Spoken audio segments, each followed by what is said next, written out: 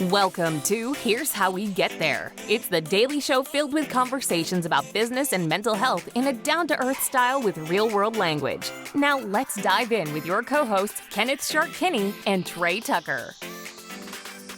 All right, Shark, there's a new way to get famous as a musician. It used to be that you had to move to a big city like LA or Atlanta or Nashville, and you had to play the bars and hope somebody saw you and gave you a contract, and then you had to work your way up. All that, I don't even remember the last time I heard that origin story of a musician, because these days there are venture capitalists who are finding musicians online and investing in those musicians. And the contract states, generally speaking, the contract states that if you make it big as a musician, I, as the VC, would get a cut of your revenue each year. So basically treating them like a physical product or a stock that they would invest in. Now, musicians that are before this sort of current social media craze, I've heard from a few of them, and they're not big fans of it because people aren't having to pay their dues like some of the old guard did. Excuse me, but also these VCs, they're actually able to circumvent a record label. They're basically figuring out how to get little clips of these musicians' songs to go viral on social media.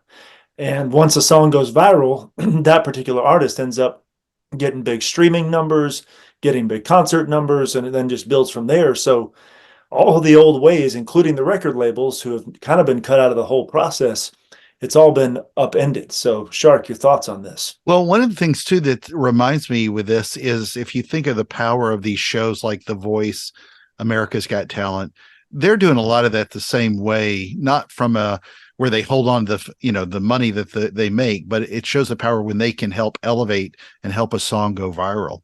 I think one of the things that's interesting, this also comes a few years after Taylor Swift divorced herself from her record label. And it's funny that this is actually going back towards some of those ways for a lot of the starving artists, if you will, who want to be the next Taylor Swift.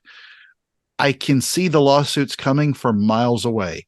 Somebody signs up with one of these people, and then down the road, they actually do make it big and then want to sue their way out of it. And that's a little bit scary because there's going to be hundreds of people who sign up for $1,000 and only one make $1 million. And I think it's a little sad that, like any good stock or bad stock, they're going to get rid of the bad stocks quickly, and those people may be tied to those groups, and it's going to stifle a lot of careers. It's sad to see that the quality of the music isn't what makes it viral, but the algorithms and the social media and things like that really elevate this. But this is an obviously bad evolution that's probably going to take a pretty strong foothold over the next several years.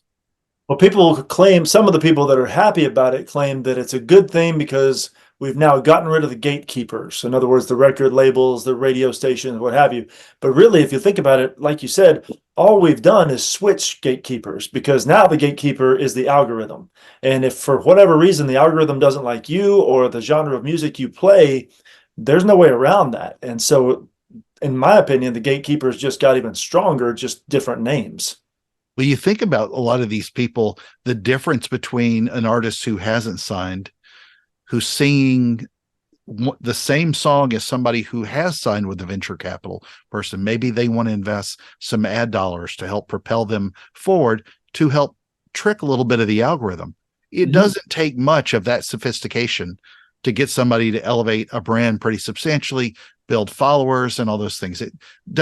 It's not an easy way to manufacture into a guaranteed viral video by any stretch. But if they're singing the same song, it's the money's going to win. I'm not going to bet against the house on things like this, as long as they're not. Again, I'm adamant about this. As long as they're never going to back you or me singing, they'll be safe. We'll find somebody. I'm going to keep searching. Me.